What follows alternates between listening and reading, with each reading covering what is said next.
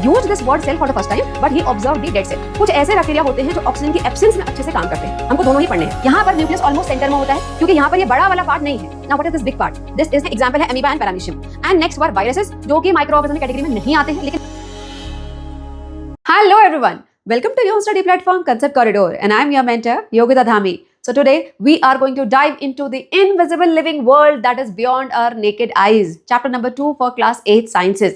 बेटा हमें अपने आसपास इतनी सारी चीजें दिखती है ना, लेकिन इन आंखों के बियॉन्ड मीन्स हमारी कैपेबिलिटी के बियॉन्ड के ऐसा वर्ल्ड है, लिविंग वर्ल्ड जो हमारा वेट कर रहा है, जिसको आज हम एक्सप्लोर करने वाले हैं। ठीक है, और बहुत अच्छा है कि हमको दिखता नहीं है। पता है क्यों? ये देखो, जो साफ सुथरा हाथ आपको दिख रहा है ना, ये इसके अंदर इतने सारे माइक्रो ऑर्गेनिज्म हो सकते हैं जो हमें अगर दिखें तो सोचो कितना क्रीपी सा फील होगा, हम खाना भी नहीं खा पाएंगे, है ना।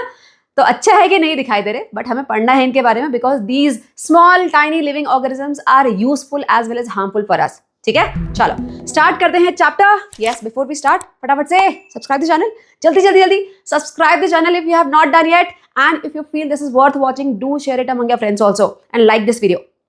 ठीक है, चलो अब करते हैं start. Chapter starting with some probe and ponder some questions which are given under this table, जिनको हम यहाँ पर इन्वेस्टिगेट कर सकते हैं। ठीक है, first question here, have you ever wondered what you might see if the invisible world around you became visible?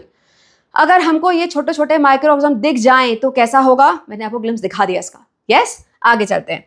How do you think your observation of this hidden world might change the way you think about size, complexity और even count as living?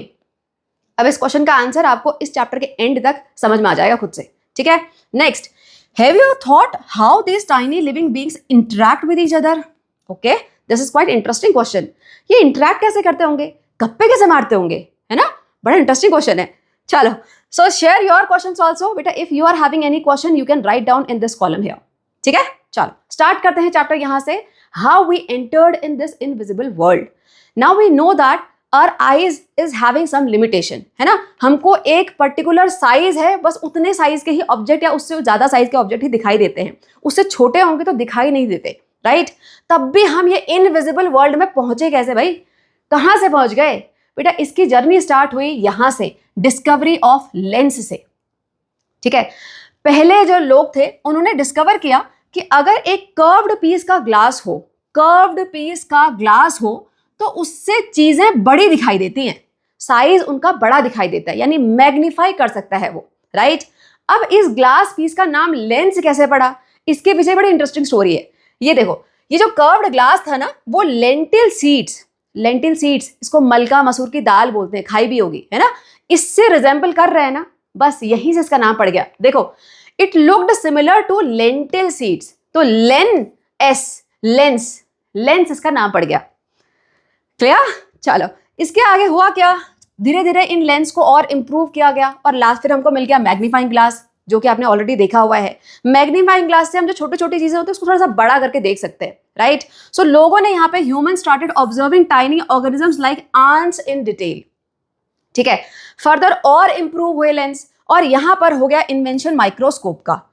ठीक है, so microscope was invented and this microscope open the fascinating hidden world of tiny living creatures for us. So ऐसे करके हमारी entry हुई यहाँ पर invisible world में। क्लियर? चलो मूविंग अहेड। नाउ एक बार मैग्निफिकेशन वर्ड को यहाँ पे समझते हैं बेटा। मैग्नीफाई यानी कि किसी भी चीज को बड़ा करके देखना। इसकी जर्नी स्टार्ट कहाँ से हुई, उसके लिए एक एक्टिविटी दी हुई है समझाने के लिए। ये देखो, करना क्या है, ये राउंड बॉटम फ्लास्क है, कहाँ मिलता है? ये केमिस्ट्री लैब में अवेलेबल होता है। अदरवाइज घर में कोई भी एक राउंड बॉटम वाला कोई भी अगर ऐसा ग्लास हो तो उसमें पानी भरना है, उसका ढक्कन लगाना है और बस उसको बुक के ऊपर रखना है। तो जहां पर आप रखोगे वो वाला पार्ट आपको मैग्नीफाई होकर दिखाई भी दे रहा है, right. So this is magnification. यहां से शायद ये जर्नी स्टार्ट हुई होगी, जो भी लोग क्यूरियस होंगे, राइट। क्यों कोई करेगा ऐसा? ऑब्वियसली वो करेगा पर्सन जिसके दिमाग में क्यूरियोसिटी होगी कि छोटी चीज को अगर बड़ा करके देखेंगे तो हमको क्या डिटेल पता पड़ सकती है, right. So everything is starting with the curiosity itself. This curiosity about the tiny world led to the invention of microscope, that is our window to the invisible living world. Clear? Now Who were those curious people? The scientists who changed the history. Their discoveries, their studies actually opened the door for this invisible world. इसमें सबसे पहले नाम आता है Robert Hooke का. Robert Hooke discovered cell. ये जो cell word है ये साइंस में सबसे पहले इन्होंने ही यूज किया था. ठीक है. स्टार्टिंग कहां से करी? With the development of microscope. Obviously microscope चाहिए थे पहले देखने के लिए. सो माइक्रोस्कोप ही made this kind of that could magnify the object almost 200 to 300 times, right? फिर उन्होंने क्या किया? इस माइक्रोस्कोप में ऑब्जर्व किया थिन डेड कॉक स्लाइस को. ये पता होना चाहिए.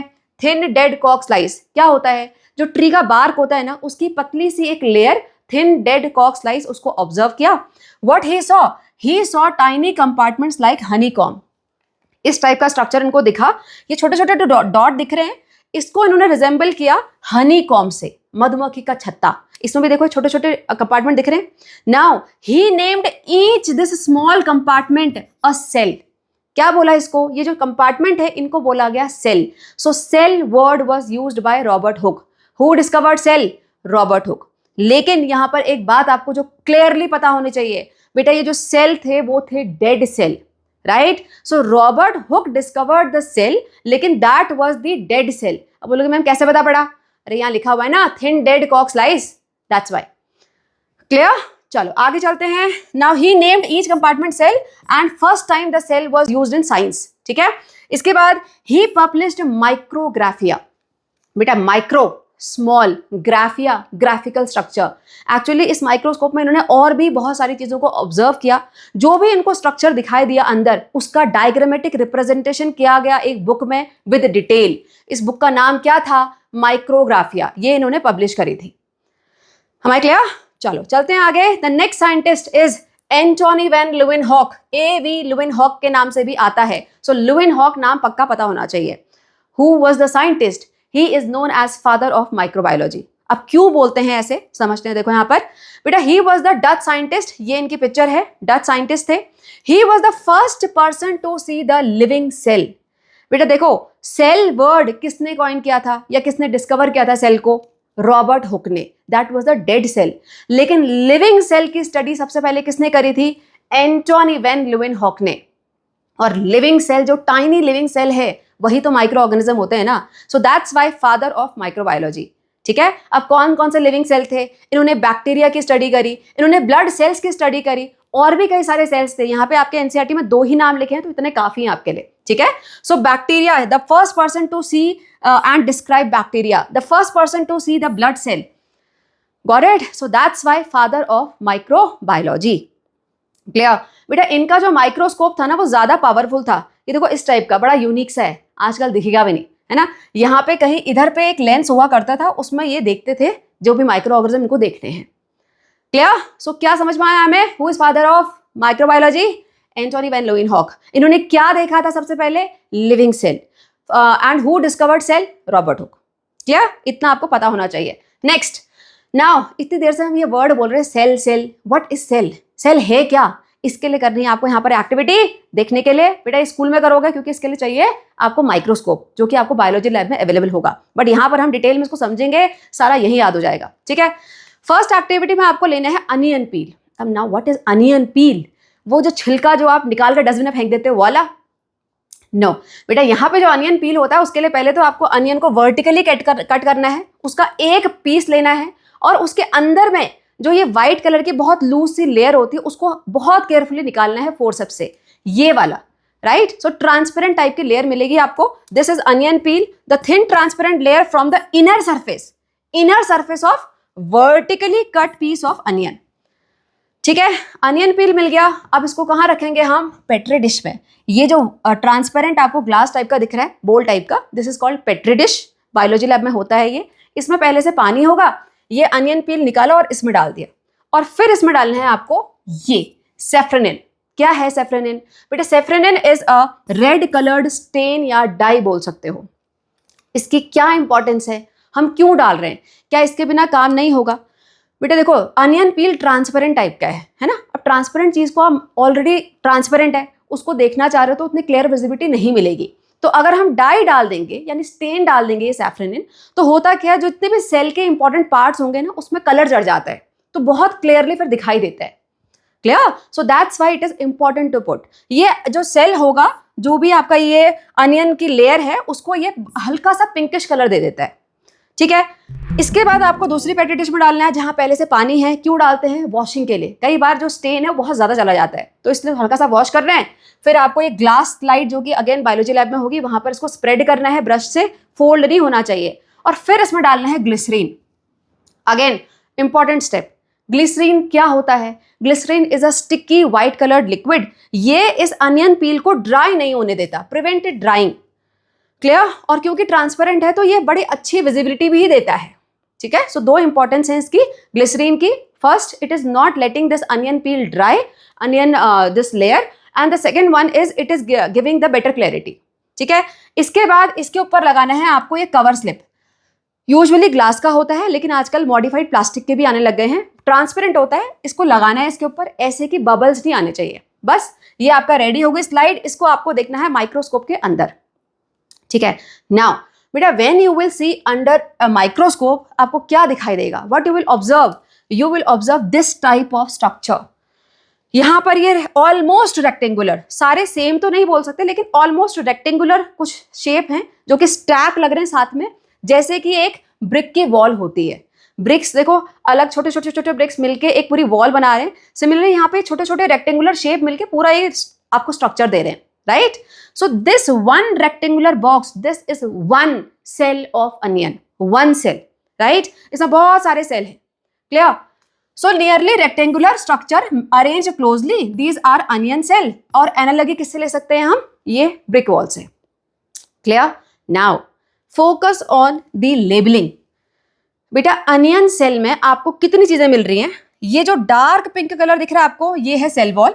इसके अंदर एक सेल मेम्ब्रेन भी है, जो कि यहां पर इतनी क्लियर आपको विजिबल नहीं होगा, लेकिन एक्चुअल में अगर आप लकी हो, आपको माइक्रोस्कोप में देखने को मिलेगा, तो आपको यहाँ पे बहुत हल्की सी पतली सी लेयर दिखेगी इस डार्क लेयर के अंदर, right? That is cell membrane. So first cell wall है, सेकेंड सेल मेम्ब्रेन है, थर्ड इज न्यूक्लियस। ये जो रेड, ये पिंक कलर के डॉट दिख रहे हैं राउंड राउंड से, दिस इज न्यूक्लियस। हर सेल में होता है ये almost. And then cytoplasm. Where is cytoplasm? ये जो एम्प्टी स्पेस लग रही है लेकिन है नहीं, आपको जो खाली स्पेस दिखाई दे रही है सेल के अंदर, वो एक्चुअल में खाली नहीं होती, उसमें साइटोप्लाज्म होता है। अभी पढ़ेंगे को डिटेल में, ठीक है? चलो आगे चलते हैं। Now coming for another experiment. यहां पर आपको चीक सेल ऑब्जर्व करना है। चीक सेल, अपने मुंह का चीक सेल। करना क्या है इसके लिए? Rinse your mouth with clean water. Take the blunt end of the clean toothpick and scrape the inner side of your cheek cell. वहां से जो भी आपके टूथपिक में आएगा, उसको आपको ट्रांसफर कर देना है on a drop of water. जो ग्लास स्लाइड है उसमें पहले से 1 ड्रॉप ऑफ वाटर होना चाहिए। जैसे ही चीक सेल निकाला, उसमें मिक्स कर दिया, राइट? फिर इसमें आप डालेंगे a drop of methylene blue, another colour dye, जो कि बायोलॉजी लैब में होता है। अब काफी सारे बच्चे यहाँ सोच रहे होंगे, क्यूरियस वाले, कि सैफ्रोनिन क्यों नहीं डाला, मिथाइलिन ब्लू क्यों डाला? बेटा, ऐसा नहीं है कि सैफ्रोनिन नहीं डाल सकते। अगर मिथाइलिन ब्लू नहीं होगा तो सैफ्रोनिन ही डलेगा फिर, राइट? लेकिन हर सेल की स्ट्रक्चर, उसकी थिकनेस लेवल अलग होता है, तो यहाँ पर ये मिथाइलिन ब्लू से ज्यादा बेटर विजिबिलिटी मिलती है, दैट्स वाई, ठीक है? इसलिए ये डाला जाता है methylene blue. Now after 1 minute add a drop of glycerin, again the same step which will prevent the cell from drying. So glycerin डालना है, विजिबिलिटी इंप्रूव करेगा। उसके बाद उसमें कवर स्लिप लगाना है और फिर इसको माइक्रोस्कोप में देखना है, तो आपको इस टाइप के स्ट्रक्चर दिखाई देंगे। Now compare it with the previous onion cell. Onion cell में बिल्कुल सेम टाइप के ऑलमोस्ट रेक्टेंगुलर सारे स्टैक टुगेदर दिख रहे थे। यहाँ पर देखो, कोई फिक्स्ड शेप नहीं लग रहा है, लेकिन फिर भी हम इसको पॉलीगोनल बोल सकते हैं, है ना? अलग अलग इसके वो हैं, कॉर्नर्स हैं, पॉलीगोनल टाइप दिख रहा है। यहाँ पर आपको अगर लेबलिंग देखो तो 3 लेबलिंग दिखाई दे रही है। First cell membrane, second cytoplasm and third is nucleus. ये आपको अनियन सेल में भी मिले थे, लेकिन क्या मिसिंग है यहाँ पर? यहाँ पर सेल वॉल मिसिंग है, ठीक है? चलो आगे चलते हैं, एक बार कंपेयर कर लेते हैं। Comparison between onion cell and cheek cell. So these were the 2 diagrams. इनमें कॉमन क्या क्या है एक बार पहले वो देख लो। कॉमन इन बोथ था cell membrane, cytoplasm and nucleus, right? Cell membrane है, साइटोप्लाज्म है, न्यूक्लियस है। इनको पढ़ेंगे डिटेल में बेटा, डोंट वरी अभी। अब क्या डिफरेंट था? Cell wall. यहां पर प्लांट सेल में सेल वॉल होती है, एनिमल सेल में सेल वॉल नहीं होती बेटा। अब क्यों नहीं होती, इससे पहले आपको सेल वॉल का फंक्शन समझना पड़ेगा। Cell wall provides rigidity to the plant cell. बेटा जहां पर भी रिजिडिटी चाहिए, एक एक्स्ट्रा प्रोटेक्शन चाहिए, तो वहां पर सेल वॉल होगा, राइट। देखो प्लांट एक जगह पे खड़े रहते हैं हमेशा, है ना, तो उनको एक रिजिड स्ट्रक्चर चाहिए, रिजिडिटी चाहिए स्ट्रांग रहने के लिए, तो that's why they are having cell wall. जबकि ह्यूमन बॉडी, हम लोग मूव करते हैं, हमें बहुत ज़्यादा भागना होता है, दौड़ना होता है, हम इतने सारे काम करते हैं, तो हमें फ्लेक्सिबिलिटी चाहिए, हमें रिजिडिटी नहीं चाहिए, है ना। सो एनिमल सेल में ये सेल वॉल नहीं होती है because we want flexibility, we don't want rigidity. यहाँ पर रिजिडिटी चाहिए तो यहाँ पर सेल वॉल होगा। Clear? So this is the very major difference between plants and animal cell. Clear? और ये यहाँ पीछा नहीं छोड़ेगा, अभी आगे और पढ़ना माइक्रो ऑर्गेनिजम्स में। चलो, नो प्लांट सेल और एनिमल सेल में सेल वॉल के अलावा और भी कुछ डिफरेंस है क्या? Yes there are. वो सारे आपको एनसीईआरटी में दिए हुए हैं अलॉन्ग विद डायग्राम, तो हम यहाँ पर बेटा सब कुछ कवर कर लेंगे विद डायग्राम प्रैक्टिस। फटाफट से पेंसिल निकालो, कॉपी निकालो और मेरे साथ डायग्राम बनाते हुए चलो, सारी चीजें यहीं पर क्लियर हो जाएंगी, दैट्स माय गारंटी। लेकिन बनाओ, ठीक है। जब हम प्लांट सेल को बनाते हैं we try to give a fixed type of shape, तो इस टाइप का रेक्टेंगुलर शेप दे दो। जब हम एनिमल सेल बनाते हैं, क्योंकि ये फ्लेक्सिबल है, तो आप सर्कुलर, ओवल, इस टाइप का कुछ शेप दे सकते हो, मैंने ये दे दिया, right. Now mark both these as cell membrane. क्या है ये? Cell membrane. सेल मेम्ब्रेन क्या करती है, नाम से पता पड़ रहा है, ये सेल को इनक्लोज करती है। जो भी सेल के अंदर सारा सामान होता है वो इसी के अंदर बंद होता है, राइट। अब काफी सारे बच्चे सोच रहे होंगे मैम अगर बंद होता है तो सेल के अंदर अगर कोई न्यूट्रिएंट जाना है तो कैसे जाएगा? एक्चुअली बेटा जो सेल मेम्ब्रेन होती है वो पोरस होती है। It allows the entry of nutrients, all the useful material inside the cell. It also allows to exit all the waste. जो भी सेल में रेस्पिरेशन हुआ, कार्बन डाइऑक्साइड प्रोड्यूस हुई, कोई भी वेस्ट प्रोड्यूस हुआ, तो वो सारा का सारा इस सेल मेम्ब्रेन से एग्जिट भी हो सकता है, ठीक है। तो सेल मेम्ब्रेन का क्या फंक्शन है? It is enclosing everything, whatever is present inside the cell उसको इनक्लोज करके रखा हुआ है, and other than thing it is porous also, so it is allowing the entry and exit of the material. क्लियर? Now ये cell membrane outermost layer कहां पर होगी? एनिमल सेल में। लेकिन यहां आउटर मोस्ट लेयर नहीं है, यहां पर आपको क्या बनाना पड़ेगा? Cell wall. सो यहां पर आप बनाओगे सेल वॉल, एक अलग कलर से मैंने बना के दे दिया आपको। So this is cell wall, ये है। क्लियर? फिर हमको बनाना है third part, that is nucleus. अब न्यूक्लियस बनाने से पहले फटाफट से प्लांट सेल में बीच में एक बड़ा सा आप एक और स्क्वायर बनाओ, नॉट एग्जैक्टली स्क्वायर, थोड़ा सा यहाँ पे गैप होगा इस टाइप से। अभी बता रही हूँ ये क्या है। ये स्ट्रक्चर बनाओ। इस स्ट्रक्चर के वजह से प्लांट सेल में जो न्यूक्लियस होता है that is almost at the corner, मतलब सेंटर में नहीं मिलेगा आपको, थोड़ा सा हटके मिलेगा सेंटर से। यहाँ पे ऑलमोस्ट यहाँ सेंटर में मिल जाता है। सो दिस इज न्यूक्लियस, यहाँ पर ये न्यूक्लियस। नाउ अब ये बीच वाला पार्ट है क्या बेटा? इसको बोला जाता है वैक्यूल। क्या बोलते हैं? वैक्यूल। ये क्या प्लांट सेल में, ये क्या एनिमल सेल में नहीं होता? यूजुअली नहीं होता है। अगर है भी तो बहुत छोटे छोटे होते हैं, इतना बड़ा नहीं होता, बहुत छोटे छोटे डॉट डॉट टाइप के मिलेंगे, यूजुअली नहीं होते हैं, ठीक है। नाउ ये यहाँ पर इतना बड़ा साइज क्यों है इसका? बेटा वैक्यूल के अंदर एक लिक्विड भरा होता है, अभी डिटेल में नहीं जाना आपको, लेकिन इसका फंक्शन क्या है? ये इस सेल को एक फिक्स्ड शेप देके रखता है।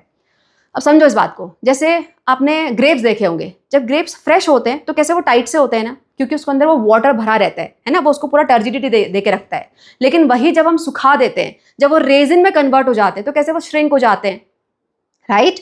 So this vacuole is not letting this cell shrink, right. So that's why this is so big here, vacuole. Clear?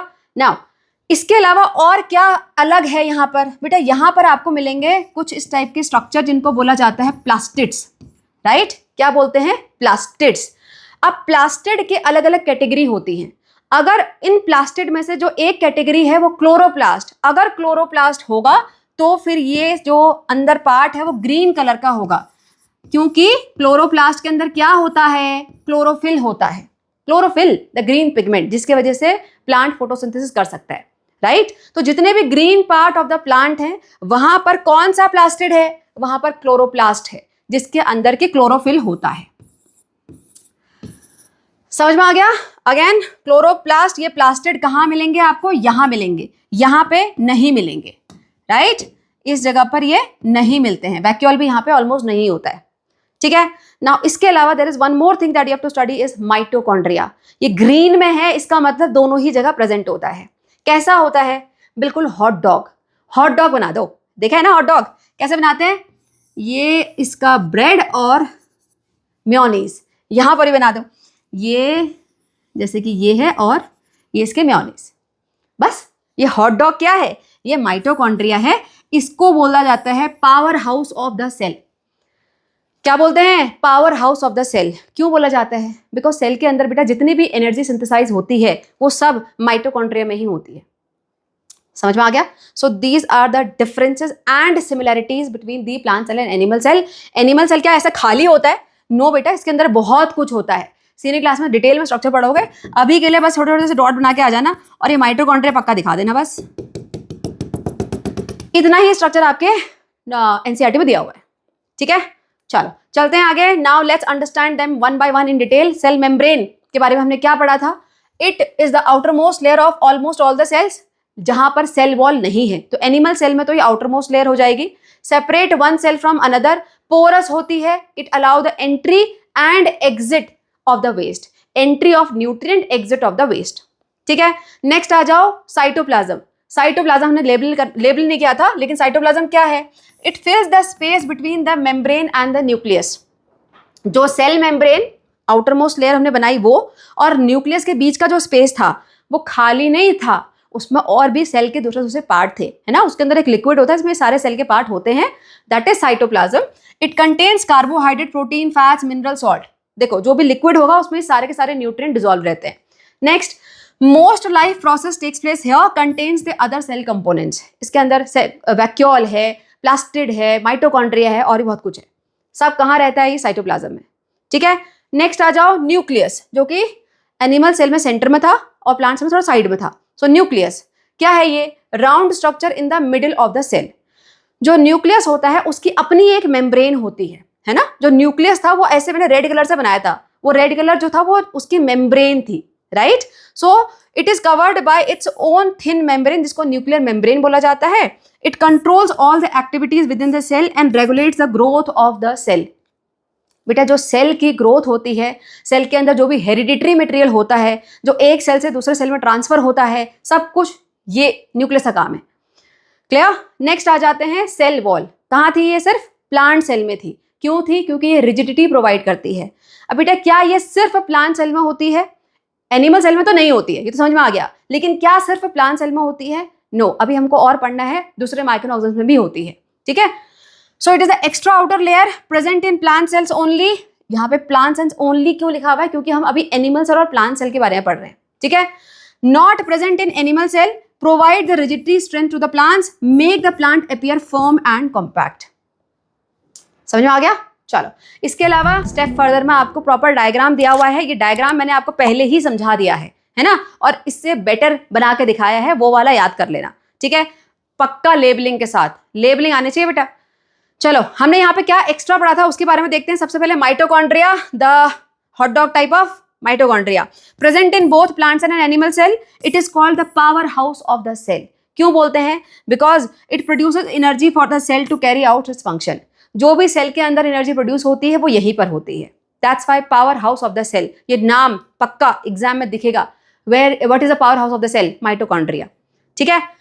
Next one, plastids. Plastids क्या है भाई? टाइनी रॉड शेप स्ट्रक्चर, ये वाले सारे प्लास्टिड्स हैं। Now plastids like chloroplast. अब plastids की category में क्लोरोप्लास्ट एक टाइप का प्लास्टिड है जिसके अंदर क्लोरोफिल होता है, जिसकी वजह से प्लांट फोटोसिंथेसिस कर सकता है। समझ आ गया? Now in non green parts, अगर भाई क्लोरोफिल नहीं है तो प्लास्टिड तो है ना। So in non green plants it help in the storage. तो plastid there help in the storage, ठीक है? इसके अलावा हमने और क्या पढ़ा था भाई? वैक्यूल के बारे में, है ना? सो large empty looking space in the plant. बेटा एम्प्टी लुकिंग स्पेस है, होती नहीं एम्प्टी, उसके अंदर होता है ना? मैंने बताया था मटेरियल होता है। So large empty this part of the plant cell. In animal cell या तो ये एब्सेंट होंगे या तो बहुत छोटे छोटे होंगे, ठीक है, फंक्शन क्या है इसका? It stores the substance, removes the waste, maintain cell shape for the plant. Cell का जो शेप मेंटेन होता है वो इसकी वजह से होता है। इसके अलावा it gives the strength and support to the plant. So obviously अगर शेप को मेंटेन करेगा तो स्ट्रेंथ एंड सपोर्ट भी देगा ही, right? So these were all the parts of the cell, animal cell and plant cell. Where is the difference? What is the role of each and every part that you have to understand, right? Now, बेटे सारे के सारे cells क्या same ही type के होते हैं? Of course not. Depending on their function, we have different types of cell. Have a look here. The first one is muscle cell. बेटा muscles क्या करती हैं? कॉन्ट्रैक्ट और रिलैक्स करती हैं। जैसे हम हैंड अपना ऊपर नीचे करते हैं तो भी यहाँ पे कॉन्ट्रैक्शन रिलैक्सेशन होता है, राइट? इस कॉन्ट्रैक्शन रिलैक्सेशन को आपने क्लास 7th में अपने ईसोफेगस में भी देखा था, है ना? ईसोफेगस में जो मूवमेंट होता है फूड का, दैट इज पेरिस्टाल्टिक मूवमेंट, वो वेवी मोशन जो है that is all because of contraction relaxation, right? तो यहाँ पे जो मसल सेल होते हैं वो डिफरेंट शेप के होते हैं। They are of this shape, spindle shape, thin and flexible होते हैं। फ्लेक्सिबल होंगे तभी तो कॉन्ट्रैक्ट रिलैक्स कर पाएंगे, राइट? फंक्शन क्या होता है? Contract and relaxes in wave like manner, pushes the food down the pipe, ठीक है? नेक्स्ट टाइप का सेल ये दिख रहा है आपको, नर्व सेल। ये नर्व सेल है। यहां पर this whole structure is one cell. अब यहां पर देख रहे हैं आपको इतने सारे ब्रांचेस क्यों दिख रही हैं? बिकॉज नर्व फंक्शन कैसे काम करता है? क्विक सिग्नल्स पास करने होते हैं ब्रेन को, है ना? सो जितने भी ब्रांचिंग होगी ये इजी जल्दी एक्सेस कर सकता है जितने भी सिग्नल्स पास हो रहे हैं, right? So different structure. So nerve cell that is neurons, shape very long with many branches. Function क्या है? Carries the message across the body, right? So reaches different part quickly. जितनी ब्रांचिंग है उससे जल्दी access जल्दी पहुंचा पाता है अपने मैसेज को, ठीक है? और क्या देखा हमने? We saw the cheek cells. Cheek cell almost flat polygonal type का इनका स्ट्रक्चर है। फंक्शन क्या है? They form protective lining on the inner surface of the cheek, right? तो यहाँ पे इनका काम क्या है? सिर्फ प्रोटेक्टिव लाइन देने का। इसके अलावा आपको ट्यूब टाइप के सेल मिल जाएंगे, स्पेशली प्लांट्स में। जाइलम एंड फ्लोएम, कुछ याद है? पढ़ा था ना? तो वहां पर जाइलम एंड फ्लोएम में ट्यूब टाइप के स्ट्रक्चर मिलते हैं, ट्यूब टाइप के सेल होते हैं, ठीक है? काम क्या होता है इनका? दे कैरी, जैसे जाइलम होगा तो they carry water from root throughout the whole plant, ठीक है? So tube type of cells are also there. Now बेटा देखो सारे ही सेल हैं लेकिन सबका शेप वेरी कर रहा है। और क्यों कर रहा है? Depending on what function they are doing, ठीक है? सो शेप किस पे डिपेंड कर रहा है? फंक्शन पे डिपेंड कर रहा है। क्लियर? नाउ ये तो एक सेल है, बट हमारी बॉडी या प्लांट्स की बॉडी एक सेल से तो नहीं बनी है। We are whole organism. तो ये सेल से ऑर्गेनिज्म तक कैसे पहुंचते हैं? Let's try and understand here. So levels of organization in the living organisms. Starting with cell itself. Cell is the basic building block of life. Basic building block of life. बेटा जैसे एक ईंट से पूरी दीवार बनती है, पूरा घर बन जाता है, ऐसे ही एक सेल से स्टार्टिंग होती है, ठीक है? So cell, the basic unit of life, like a brick is the basic unit of whole wall, whole house you can say. ठीक है? Now सेल जब बहुत सारे एग्रीगेट होते हैं एक साथ एक टाइप के तो आपको मिलते हैं टिश्यू। क्या मिलते हैं? नेक्स्ट लेवल क्या है? Tissue. Group of similar cell working together, same type के सेल साथ में काम कर रहे हैं तो टिश्यू। जब बहुत सारे अलग अलग टिश्यूज मिल जाते हैं तो आपको मिलता है organ. So different tissues organised together you will get a organ, जैसे stomach, heart, lungs, so organ. Clear? Now बहुत सारे जब ऑर्गन्स एक साथ मिलेंगे, ये देखो अलग अलग ऑर्गन मिले तो आपको एक पूरा ऑर्गन सिस्टम मिल गया, right? This is whole alimentary canal you have got. ऐसे ही आपके पास रेस्पिरेटरी सिस्टम है, एक्सक्रीटरी सिस्टम है। तो वो सिस्टम कैसे बना? बहुत सारे ऑर्गन आपस में साथ में मिले और साथ में मिल के पूरा एक काम कर रहे हैं, right? So several organs working together to perform a major body function, right? So this is organ system. और बहुत सारे ऑर्गन सिस्टम मिल जाएंगे तो आपको मिल जाएगा ऑर्गेनिज्म, है ना? डाइजेस्टिव सिस्टम मिल गया, एक्सक्रीटरी सिस्टम मिल गया, रेस्पिरेटरी सिस्टम मिल गया, सब कुछ साथ में मिल गया। यहाँ पे सर्कुलेटरी सिस्टम, एवरीथिंग। तो आपको मिल गया पूरा एक ऑर्गेनिज्म जो कि एक हेल्दी लाइफ को सस्टेन कर सकता है। अंडरस्टूड? समझ में आया? नाउ अब ये सेल से यहां तक कैसे पहुंचे? कैसे पहुंचे? ये सेल एक ही सेल था ना स्टार्टिंग में, तो यहां तक कैसे पहुंचा? बेटा ये सब होता है सेल डिविजन से। देखो यहाँ पे मैं एनिमेशन दिखाती हूँ आपको। ये सिंगल सेल डिवाइड हुआ, फिर डिवीजन हुआ, फिर डिवीजन हुआ। देखो डिवीजन होते जा रहा है, होते जा रहा है, आपको सेल मिलते जा रहे हैं, मिलते जा रहे हैं, right? This is just the analogy. Exactly ऐसे नहीं होता, but this is the cell division. Cell division takes place and then you get a multicellular organism. Am I clear? लेकिन जर्नी लाइफ की स्टार्ट सिंगल सेल से ही होती है। Yes, life begins from a single cell, that is the egg. ठीक है, egg divides repeatedly and forms many cells. You will be surprise to know, जो egg, एक नॉर्मल एग हम देखते हैं बाहर, चिकन एग जो कहते हैं हम, that is a single cell, right, that is a single cell. तो इसीलिए यहां पर जो ऑस्ट्रिच का एग है, that is the largest living cell in this whole world. ठीक है, so ostrich egg, the yolk, that is the yellow part of the egg of the ostrich egg, is the single cell that is the largest known cell in the living world. इसका dimension कितना होता है? It is almost 130 millimetre, या millimetre में दिया हुआ है 13 into 17 centimetre in diameter almost. The egg contains extra non cellular parts also. वो कौन कौन से हैं? शेल, जो बाहर का शेल होता है, प्रोटेक्टिव लेयर है ना, the shell for the protection, and the white liquid, जो यॉक के बाहर वो व्हाइट लिक्विड होता है, that is not the part of cell बेटा, that is the to nourish the cell during the continuous development. जब ये यॉक वाला पार्ट डेवलप कर रहा होता है तो उसको नरिशमेंट देने के लिए ये बाहर का लिक्विड होता है, right. So basically cell is this yellow part and the largest living cell is ostrich cell. ठीक है, लेकिन जर्नी स्टार्ट कहां से हो रही है सबकी? ये सिंगल सेल से ही हो रही है। करेक्ट। नाउ बेटा हम चैप्टर पढ़ रहे थे माइक्रो ऑर्गेनिज्म्स के बारे में, हम ये सेल तक कैसे पहुंच गए? हमने सारे सेल पढ़ डाले, plant cell, animal cell. Why? It is because जो ये माइक्रो ऑर्गेनिज्म्स होते हैं इनकी बॉडी भी इन्हीं सेल से बनी होती है, right. So you should know the basic structure and functioning of the cell, that's why. ठीक है, अब स्टार्ट करते हैं that what are microorganisms. So what is the definition of microorganisms? बेटा माइक्रो का मतलब है वेरी स्मॉल, ऑर्गेनिज्म मतलब living beings, right. So very small living beings which can't be seen by naked eyes, so you need the special equipment जिसको हम बोलते हैं microscope. ठीक है, तो डेफिनेशन आगे तो क्या लिखोगे?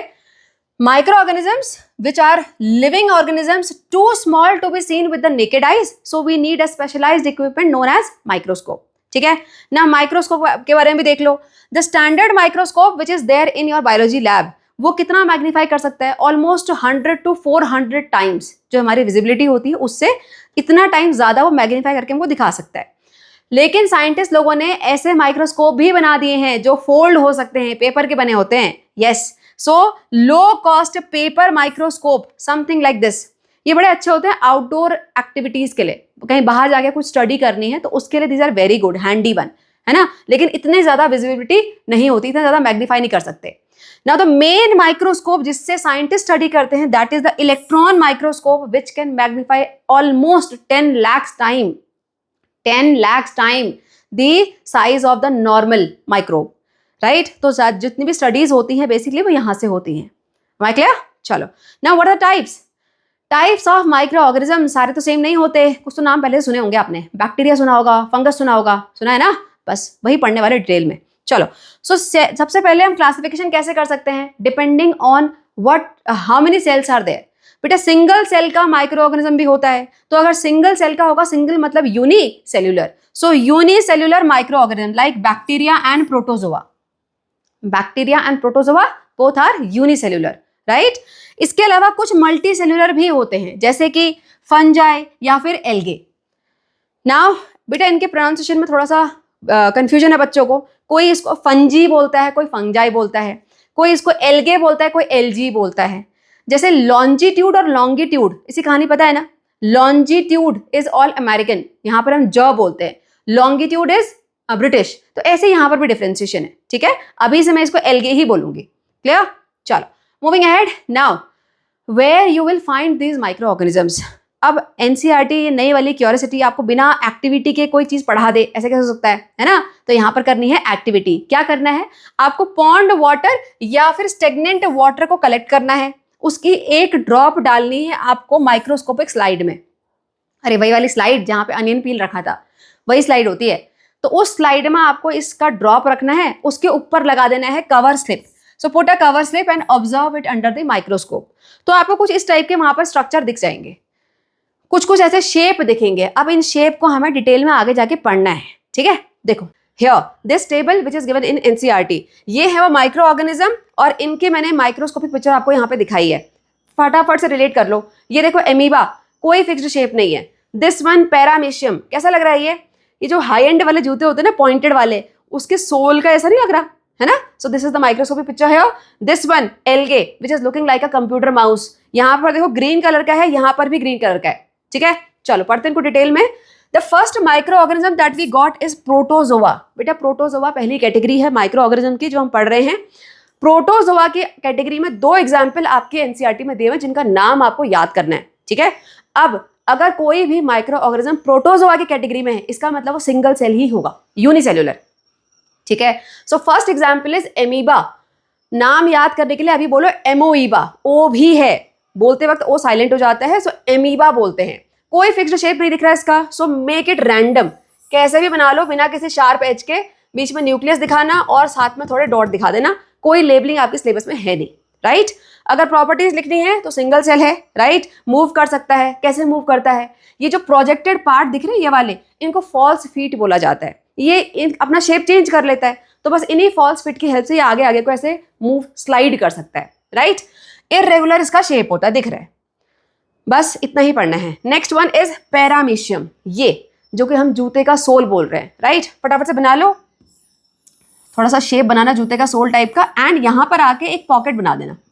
Don't go continuous. छोटा सा यहाँ पे ब्रेक होता है, दिस वन, और साथ में बना देना अंदर कुछ छोटे छोटे से डॉट. अगेन लेबलिंग है नहीं, और बाहर बनाने हैं बेटा छोटे छोटे से hairs. These are known as cilia. ये जो पैरामीशियम है ये इन्हीं छोटे हेयर्स जो सीलिया हैं उनकी हेल्प से मूव करता है. ठीक है, दिस वन. चलो, so again single cell, protozoa है तो सिंगल सेल ही होगा. Moves from one place to another. Movement takes place with the help of specialised structure. अभी स्पेशलाइज्ड स्ट्रक्चर का नाम दिया नहीं हुआ है लेकिन सीलिया बोलते हैं. अगर कोई ओलंपियाड दोगे तो वहां काम आएगा. ठीक है, next one algae. Another category. Protozoa खत्म, एल्गे में आ गए. Algae is the another category, right.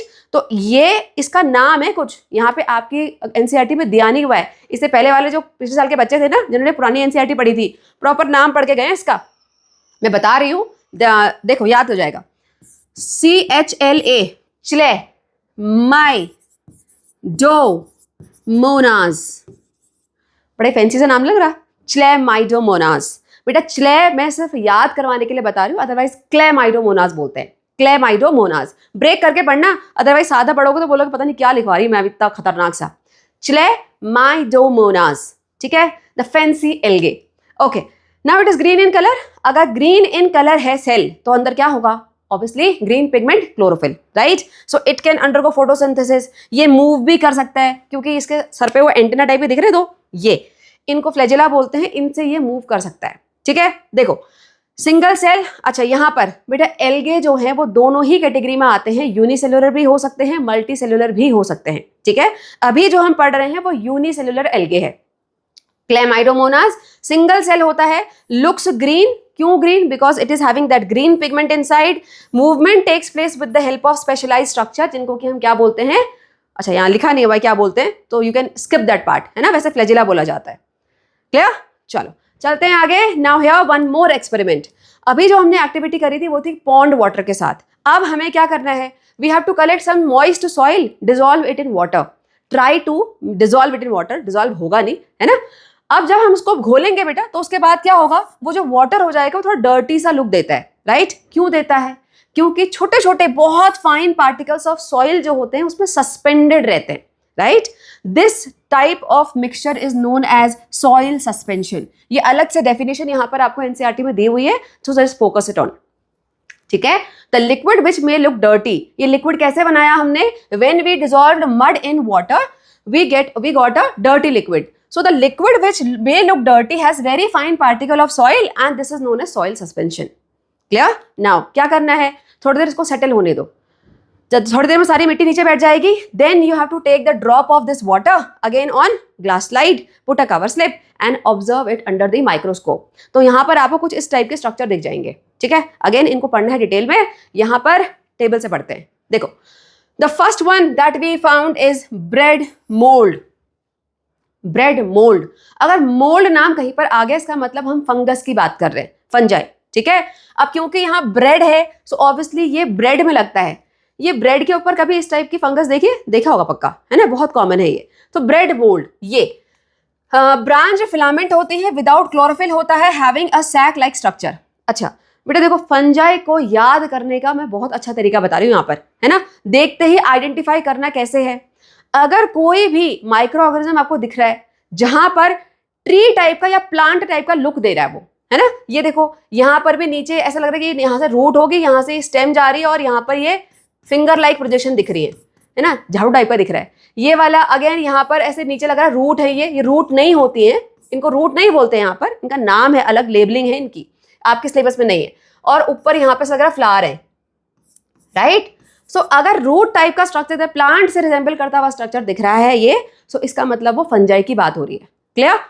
सो ये पहला वाला ब्रेड मोल्ड है, ब्रांच्ड है ना, ब्रांच है ये, और विदाउट क्लोरोफिल, फंगस में क्लोरोफिल नहीं होता, कोई भी फंजाई जो है अपना खाना खुद से नहीं बना सकता, राइट। So no chlorophyll. और इसमें यहाँ पर ये सैक टाइप का स्ट्रक्चर होता है, मतलब ऐसे पॉकेट टाइप की होती है, इसके अंदर से स्पोर्स निकलते हैं और वो फिर फैलते हैं और दूसरी जगह जाके फिर फंगस और ग्रो होता है। Clear. So this one is bread mould.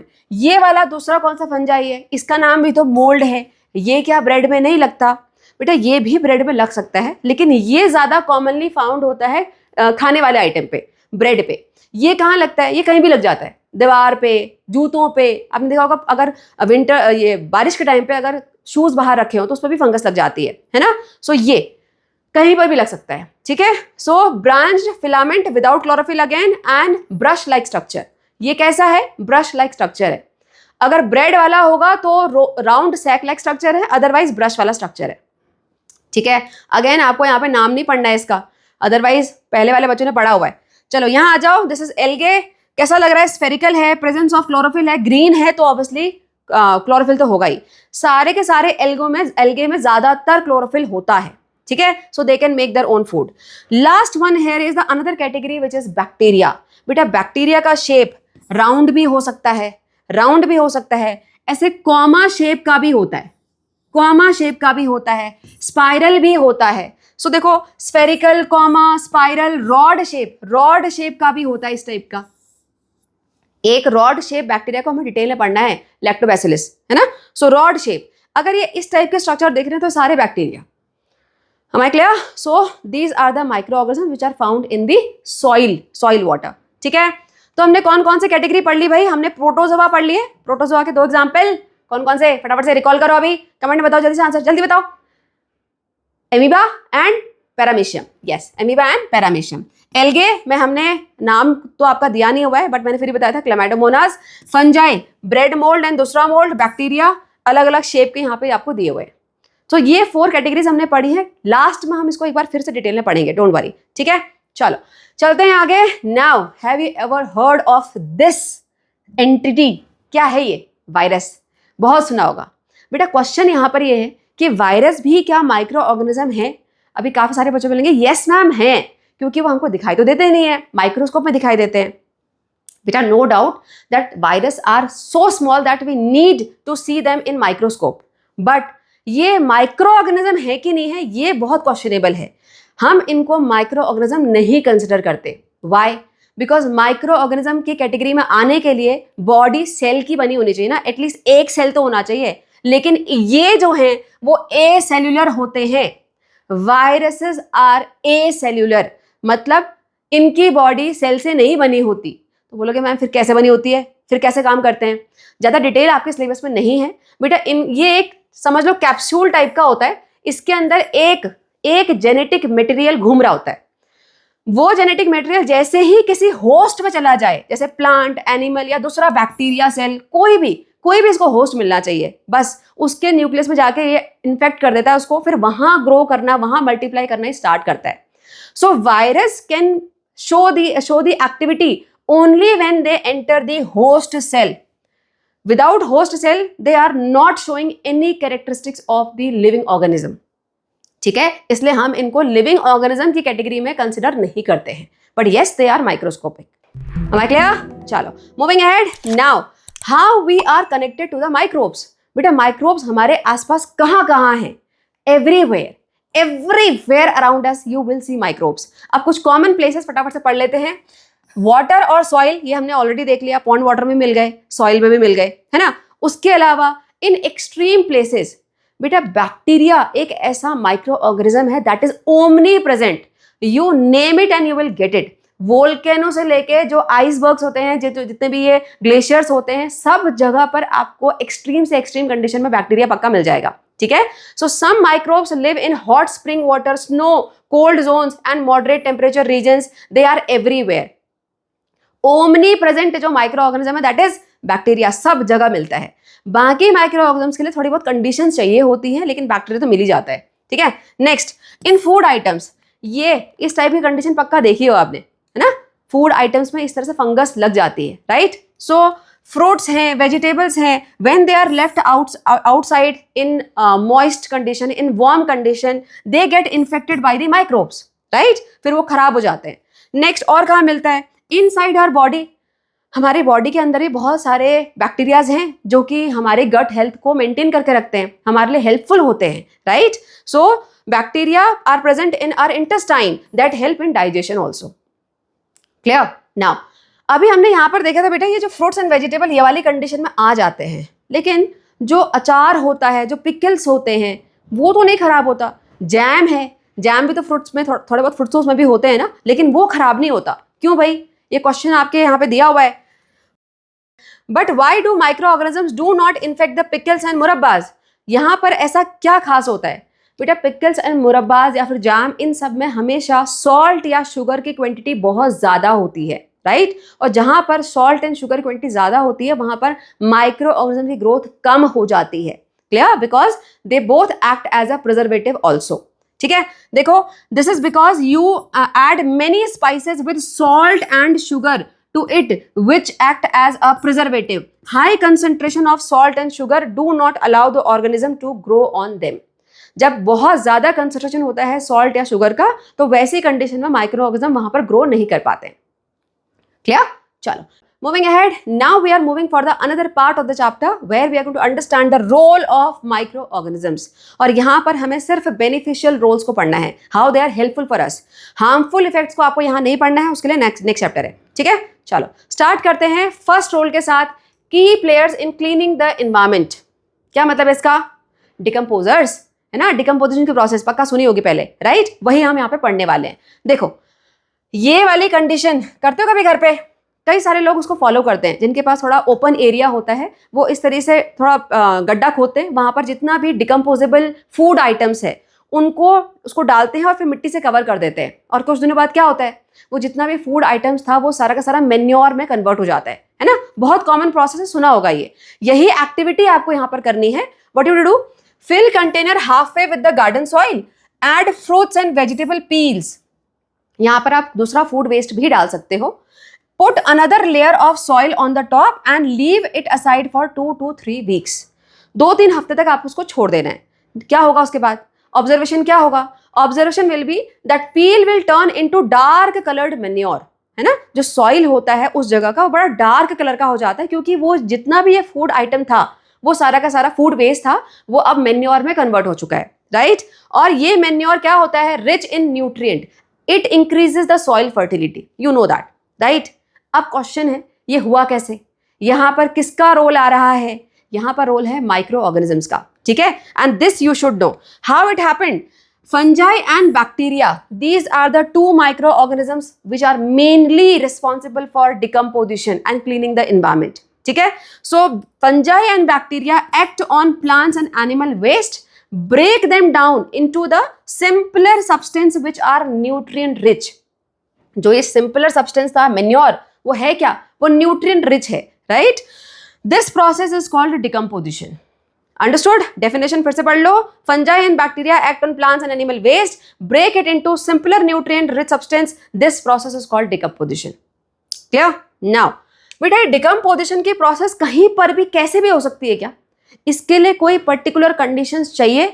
Yes, we require. So what are the conditions required for decomposition?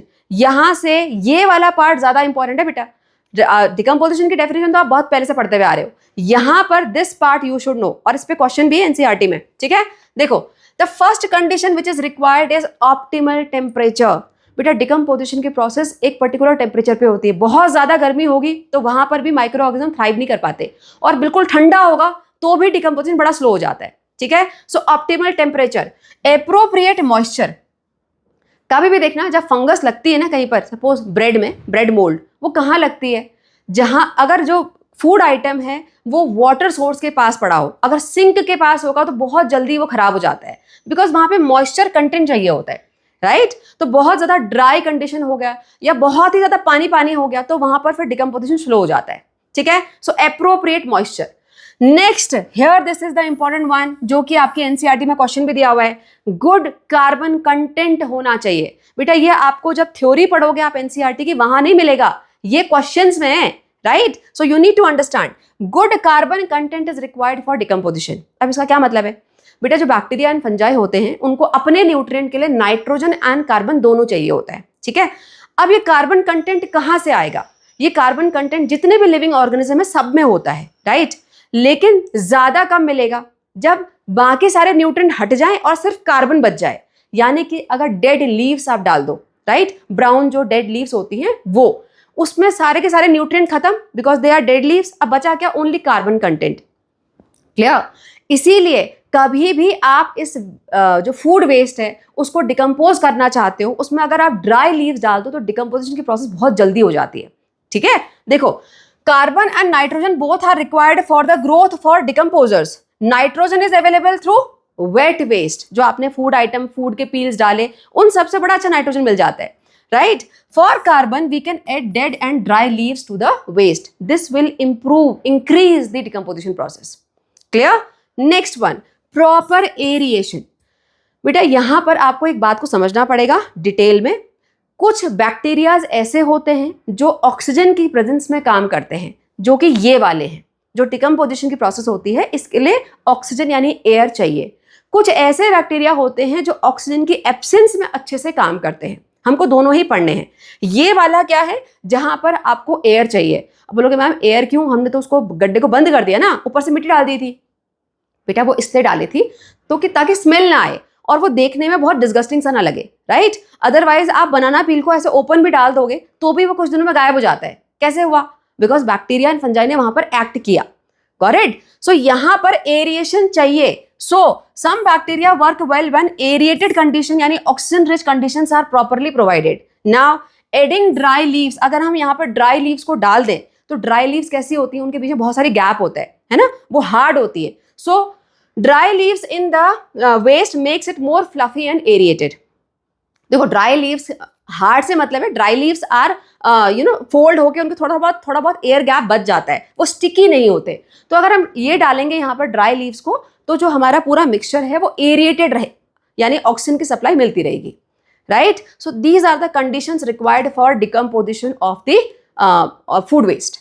Understood? चलो, now what is the importance? इतनी इंपॉर्टेंस क्यों है इस बात की? ये डिकम्पोजर्स या डिकम्पोजिशन की क्या रिक्वायरमेंट है? बेटा सोचो, अगर डिकम्पोजर्स नहीं होते, ये छोटे छोटे माइक्रो ऑर्गेनिजम्स नहीं होते, तो जो परेशानी हमको ये नॉन बायोडिग्रेडेबल वेस्ट यानी कि प्लास्टिक और बाकी इन सब चीजों के साथ हो रही है, वही फिर परेशानी इनके साथ भी होती है ना। हमारे चारों तरफ ये सारे के सारे वेस्ट फैला रहता, खत्म ही नहीं होता कभी। So these decomposers are naturally cleaning our environment. हमको पता भी नहीं पड़ रहा और अब वो एनवायरमेंट को क्लीन करते जा रहे हैं। क्लियर? दूसरा, जितने भी प्लांट ग्रो हो रहे हैं ये सॉइल से न्यूट्रिएंट्स को लेते हैं, राइट? वो न्यूट्रिएंट्स लगातार अगर प्लांट्स लेते रहेंगे तो सारे न्यूट्रिएंट्स खत्म, फिर वापस कैसे जाएंगे? बट नेचर अपने आप को रिप्लेनिश करता है। पढ़ा था ना, कहाँ पढ़ा था? एसएसटी का फर्स्ट चैप्टर, राइट? सो ये जो डिकम्पोजर्स हैं उन न्यूट्रिएंट्स को वापस सॉइल में लेके आ जा रहे हैं।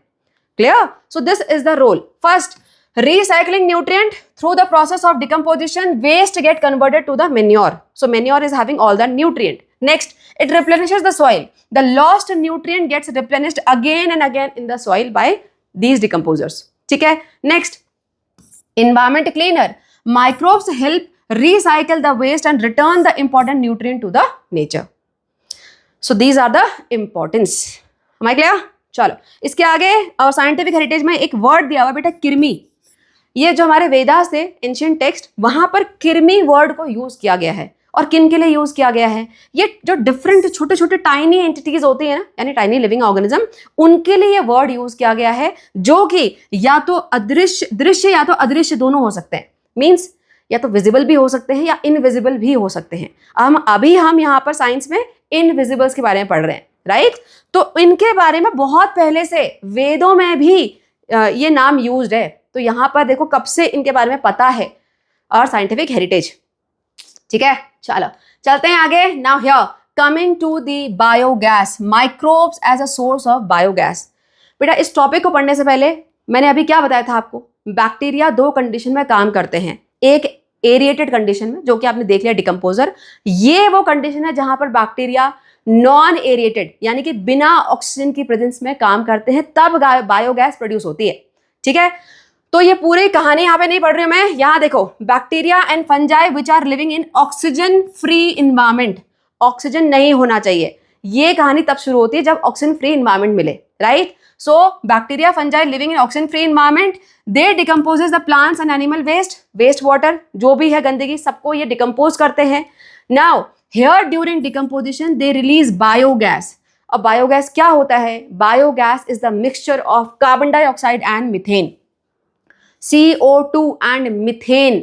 Basically methane gas is our focus. CO2 बहुत कम क्वांटिटी में होता है, मिथेन बहुत ज्यादा क्वांटिटी में होता है ना। सो ये यहाँ पर ये बायोगैस प्रोड्यूस होती है and this biogas can be used for cooking, heating, generating electricity, बहुत सारी चीजों में काम आता है। Clear? So this is the production of biogas. Starting कहां से हुई? वो बैक्टीरिया एंड फंजाई ये प्रोड्यूस करते हैं जो ऑक्सीजन फ्री इन्वायरमेंट में काम कर सकते हैं। हमें क्लियर? ये पता होना चाहिए। चलो चलते हैं आगे। बी अ साइंटिस्ट, एक साइंटिस्ट हैं आनंद मोहन चक्रवर्ती, जिनके बारे में आपको यहाँ पर पढ़ना है। बेटा आनंद मोहन चक्रवर्ती जो साइंटिस्ट थे, उन्होंने एक ऐसा बैक्टीरिया डेवलप किया जो कि ऑयल स्पिल्स को ब्रेक कर सकता है। And oil spilling is one of the major pollution that we are facing nowadays. जो वाटर बॉडीज होती हैं उनके ऊपर एक ऑयल की लेयर चल जाती है ना, तो उसको ये बैक्टीरिया ब्रेक कर सकता है। अब कई सारे बच्चे सोच रहे हो कि मैम डेवलप किया, डेवलप कैसे कर सकता है कोई? बेटा जेनेटिक इंजीनियरिंग होती है ना, जो पहले से बैक्टीरिया होते हैं उनके जीन्स में कुछ चेंज करके तब इन्होंने ऐसा बैक्टीरिया डेवलप किया जो कि ऑयल स्पिल्स को ब्रेक कर सकता है। ठीक है, so this was a major breakthrough, क्योंकि इससे हम कई सारी अपनी इन्वायरमेंटल पॉल्यूशन को, इन्वायरमेंटल प्रॉब्लम्स को सॉल्व कर सकते हैं। ठीक है, इन्होंने अपना काम जो था वो पेटेंट करवा दिया था 1980 में। What is the meaning of patent?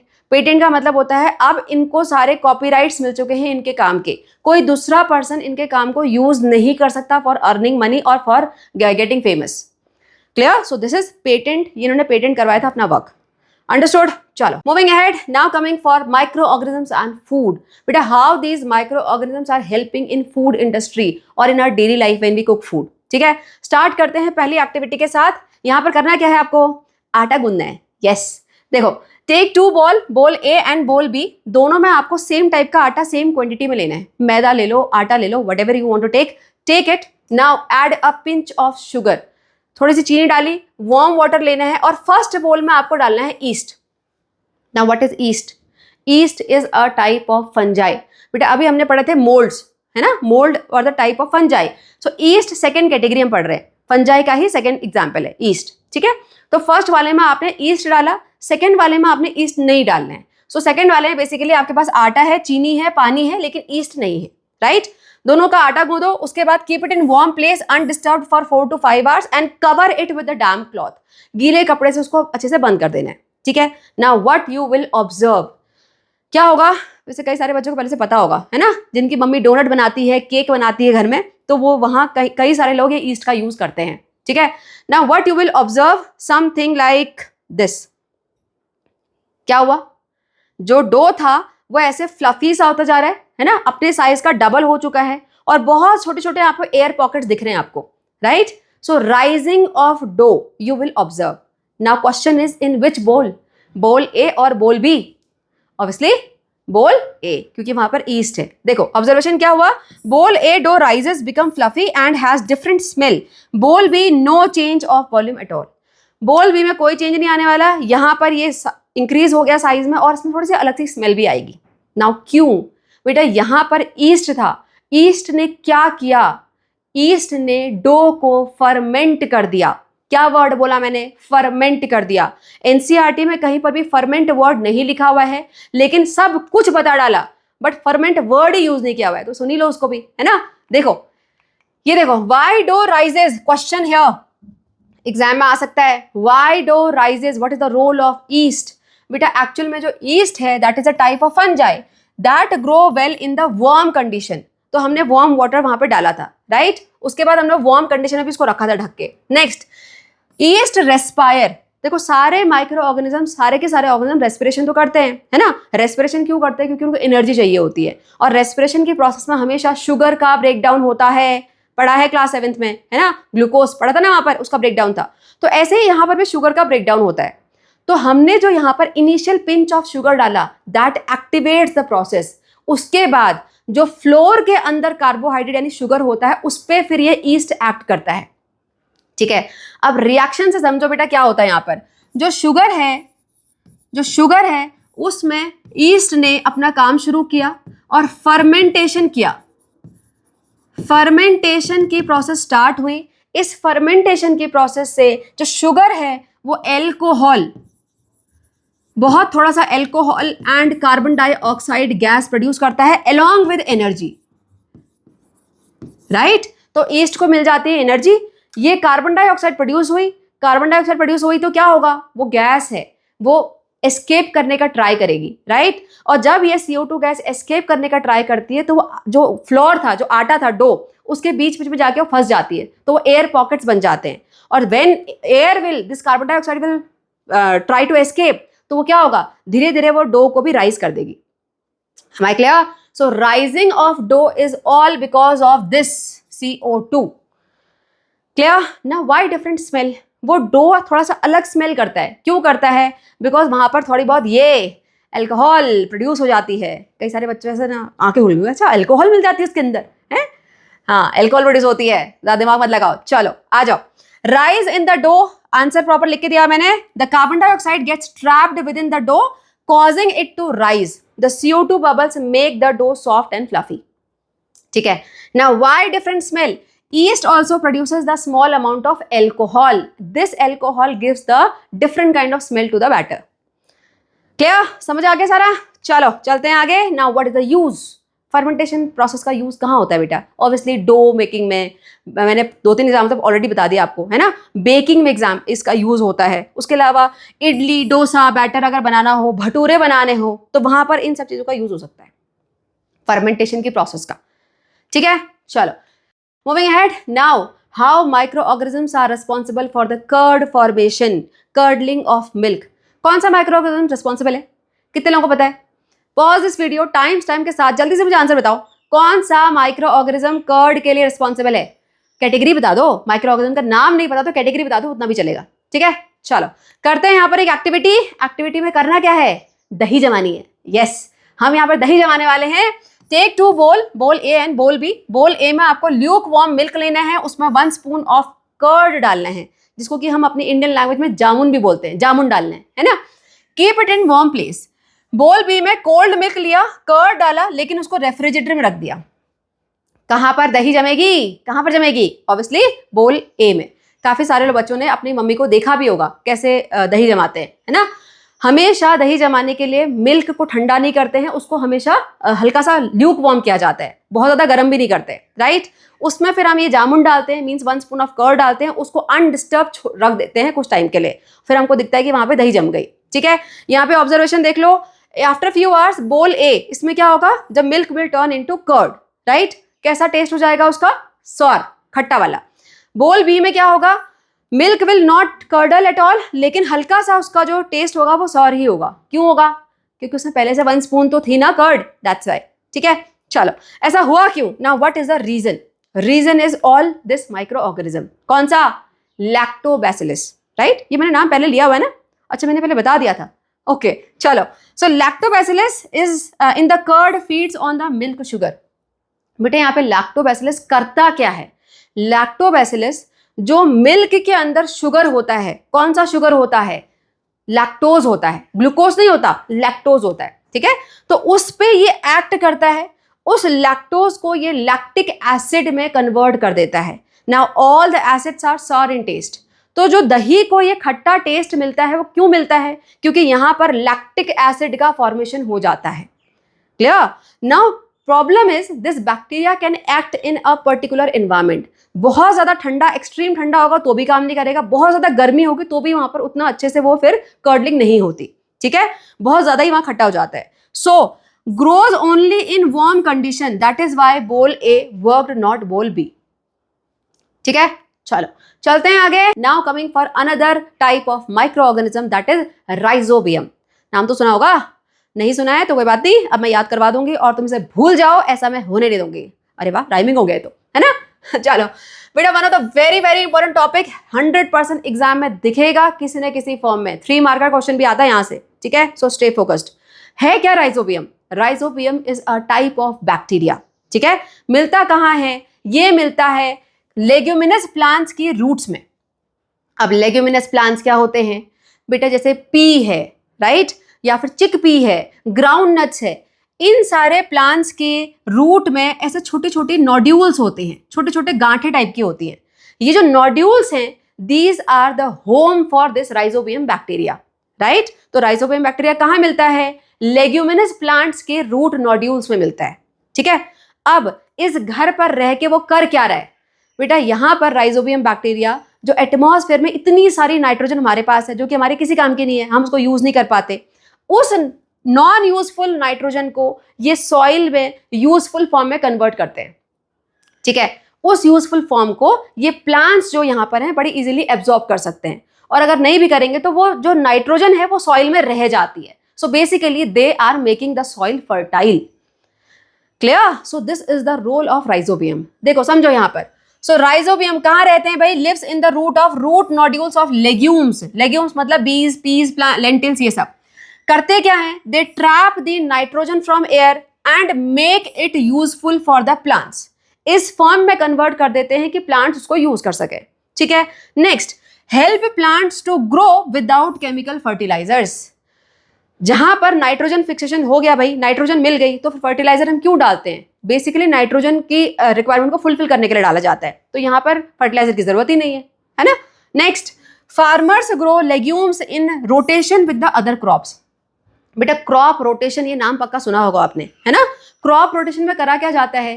पहले हम एक नॉर्मल टाइप की जो भी क्रॉप है उसको ग्रो करते हैं. मान लो व्हीट ग्रो किया, राइट. उसके बाद जो फार्मर्स हैं वो इस टाइप के लेग्यूमिनस प्लांट को ग्रो करवाते हैं, जिससे होगा क्या? जो भी नाइट्रोजन यूज हो चुकी है वो फिर से दोबारा नाइट्रोजन कंपाउंड यहाँ पे सॉइल में आ जाएंगे, फिर वो नेक्स्ट क्रॉप को ग्रो करेंगे. Am I clear? So this is crop rotation. So crop rotation में usually leguminous plants को लगाया जाता है between 2 non-leguminous plants, crops. ठीक है? Next, naturally increases the soil nitrogen and keeps the soil healthy. So this is the exactly 3 marker answer that you can write for any such type of question. ठीक है? So rhizobium is a bacteria where it is found root nodules of the leguminous plant. What it does? Nitrogen fixation. ठीक है? चलो. Moving ahead, now the amazing micro algae. बेटा हमने fungi cover कर लिया, हमने बैक्टीरिया के बारे में पढ़ लिया, अब हम यहाँ पर एल्गे के बारे में पढ़ रहे हैं. ठीक है, what are micro algae? Micro algae are microscopic plant like organism. Why plant like? Because these can carry out photosynthesis. ठीक है, लेकिन हमने प्लांट क्यों नहीं बोला, प्लांट लाइक क्यों बोला बेटा? इसलिए क्योंकि इनके पास प्लांट के जैसा कुछ भी स्ट्रक्चर नहीं होता. Root, stem, branch, nothing. सिर्फ सिमिलैरिटी क्या है? दोनों के दोनों फोटोसिंथेसिस कैरी आउट कर सकते हैं. ठीक है, now where it is found? Almost everywhere on earth. Water, soil, trees, जो बड़ी बड़ी रॉक्स होते हैं उनके ऊपर सब जगह पर ये मिल जाता है. ठीक है, काम क्या है इसका? Photosynthesis. They can make their own food. और अगर फोटोसिंथेसिस वो कैरी आउट कर रहे हैं, इसका मतलब ऑक्सीजन भी प्रोड्यूस करेंगे, right. Now you will be surprised to know बेटा, these can produce more than half of the earth total oxygen supply. हमारी अर्थ में 50% ज्यादा ऑक्सीजन सप्लाई यहाँ से आ रही है. That's why these are very very important for us. These are critical for all the life on earth. ठीक है, oxygen supply के अलावा these are also very important food source for all the aquatic animals. ज्यादातर aquatic animals इनको consume कर सकते हैं. ठीक है, उसके अलावा humans, it is used by humans also. बेटा आजकल डाइटरी सप्लीमेंट्स आते हैं, स्पेशली ये नाम सुना होगा आपने, स्प्रुलिना. सुना है? स्प्रुलिना, chlorella, diatoms, these are used as health supplements, also as medicines. ठीक है, यहाँ पर इसके बारे में आपको आगे जाके और पढ़ना है, स्प्रुलिना के बारे में. Clear? Now the problem is these are under threats. बेटा जो ये वाटर पॉल्यूशन इतना हो रहा है, पॉल्यूशन की वजह से इनकी ग्रोथ हैम्पर हो रही है माइक्रो एल्गे की, right. So that's why these are under threats. So pollution, climate change, habitat destruction, are threatening the microalgae diversity, so we need to check on that. Clear? चलो चलते हैं आगे. Now here, have you ever heard spirulina? मैंने बताया था इसके बारे में पढ़ना है आगे. बेटा, it is one of the very very good health supplement because it is having very high content of vitamin B12. इसके अलावा जो ये माइक्रो एल्गे होते हैं इसमें प्रोटीन कंटेंट बहुत ज़्यादा होता है. यूजुअली जो भी हम फूड खाते हैं उसमें fat content, sugar content, carbohydrate बहुत ज़्यादा होता है, प्रोटीन कम होता है. लेकिन ये एक ऐसा फूड सोर्स है जहाँ पर प्रोटीन बहुत ज़्यादा है. 60% of its body weight is protein and rest, बाकी ये जो फैट और शुगर है बहुत कम क्वांटिटी में होता है इसके अंदर. That's why it is a very good food source. Clear? और ये स्पिरुलिना जो है ना वो हम भी ग्रो कर सकते हैं. उससे कुछ स्टेप यहाँ पे दिए हुए, फटाफट देखते हैं क्या करना है. एक क्लियर ग्लास टैंक लेना है आपको इस तरह से, उसको सनलाइट से थोड़ा दूर रखना है. उसके बाद उसको कवर करके रखना है एक शेड नेट से या फिर किसी गीले कपड़े से. बेसिकली यहाँ पर हमको टेम्परेचर उसको मॉडरेट देना है. एक्सट्रीम कोल्ड और एक्सट्रीम वार्म कंडीशन नहीं होनी चाहिए. ठीक है. Next, fill the tank with pond water, और फिर आपको कहीं से एक लिविंग स्पिरुलिना लाके इसमें डाल देना है. राइट? वो खुद मल्टीप्लाई होता रहेगा, ग्रो होता रहेगा. उसकी ग्रोथ के बीच में, ग्रोइंग टाइम के बीच में हर एक हफ्ते में 2 बार उसको ऐसे घुमा के रख देना है. ठीक है. After 3 to 6 week you can harvest this spirulina. एक यहाँ पर हम कॉटन का कपड़ा डालें अगर, तो उससे उसको निकालेंगे तो it will work as a filter. Right? तो सारा का सारा स्पिरुलिना आपको उस कॉटन क्लॉथ में मिल जाएगा and you can use it. Got it? So this you can apply science here. Clear? चलो, moving ahead. Now the types of microorganisms we are going to recall in this slide, जो भी हमने chapter में पढ़ा है. ठीक है. Starting with bacteria. सारे के सारे बैक्टीरिया यूनिसेलुलर होते हैं, इनके पास सेल वॉल होती है. बेटा, ज्यादातर माइक्रो ऑर्गेनिजम्स के पास सेल वॉल होती है. Why? Because usually they are made up of single cell, है ना. तो सिंगल सेल है तो वहां पर उसको प्रोटेक्शन की जरूरत है. अदरवाइज सिर्फ सेल मेम्ब्रेन होगी तो वो तो बहुत वीक होती है ना. तो सेल बर्स्ट भी हो सकता है. So that's why for the extra protection almost all the micro organisms are having cell wall. ठीक है. सो सेल वॉल यहां पर होगी. वेल डिफाइंड न्यूक्लियस या न्यूक्लियर मेम्ब्रेन यहां पर नहीं होता है. ये देखो यहाँ पे एक स्ट्रक्चर दिया हुआ है बेटा. यहां पर बैक्टीरिया में न्यूक्लियस एग्जैक्टली नहीं होता क्योंकि ये जो मटेरियल है वो किसी भी वॉल में डिफाइंड नहीं है. राइट? यहाँ पे एक ऐसा थिक मास है जो आपको बीच में दिख रहा है, इसको न्यूक्लियोइड बोलते हैं. This is very very important बेटा. ये कहीं ना कहीं आपको एग्जाम में दिखेगा न्यूक्लियोइड वर्ड. बैक्टीरिया में वेल डिफाइंड न्यूक्लियस या न्यूक्लियर मेम्ब्रेन नहीं होता. तो क्या होता है? न्यूक्लियोइड होता है. ठीक है. एग्जाम्पल हमने क्या पढ़ा? राइजोबियम जो कि रूट नोड्यूल्स में हो सकता है, और लैक्टोबैसिलस जो कि कर्ड में होता है. Clear? Next we understood about algae. Unicellular भी होते हैं जैसे कि क्लेमाइडोमोनास. इसको मैंने क्लेमाइडोमोनास करके याद कराया था. सो क्लेमाइडोमोनास मल्टीसेल्युलर भी हो सकते हैं जैसे स्पिरुलिना है, क्लोरेला है, डाइटम है, ये सारे मल्टीसेल्युलर होते हैं. ठीक है. यहां पर भी सेल वॉल होती है. प्लांट लाइक माइक्रोस्कोपिक ऑर्गेनिज्म बोलते हैं इनको क्योंकि ये कैरी आउट कर सकते हैं photosynthesis. Right? They can carry out photosynthesis. They usually contain chlorophyll. Understood? Now coming to fungi.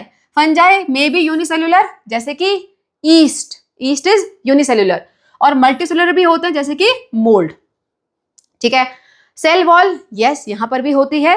No chloroplast, so no photosynthesis. Yeast can ferment the sugar. Yeast का fermentation जिससे कि डो राइज होता है. ये बहुत इंपॉर्टेंट लाइन है, कहीं ना कहीं एग्जाम में अगेन ये इंपॉर्टेंट वाला जो कि दिख जाएगा. ठीक है. इसके अलावा बेटा हमने पढ़े थे प्रोटोजोआ. प्रोटोजोआ के बारे में ज्यादा डिटेल में नहीं है, बस इतना पता होना चाहिए कि यूनिसेल्युलर होते हैं. एग्जाम्पल है amoeba and paramecium. And next were viruses जो कि माइक्रो ऑर्गेनिज्म की कैटेगरी में नहीं आते हैं लेकिन माइक्रोस्कोपिक हैं, इसलिए हम पढ़ रहे हैं यहाँ पर. ठीक है. माइक्रोस्कोपिक ए सेल्युलर होते हैं क्योंकि सेल की बॉडी नहीं होती, इनकी सेल से नहीं बने होते.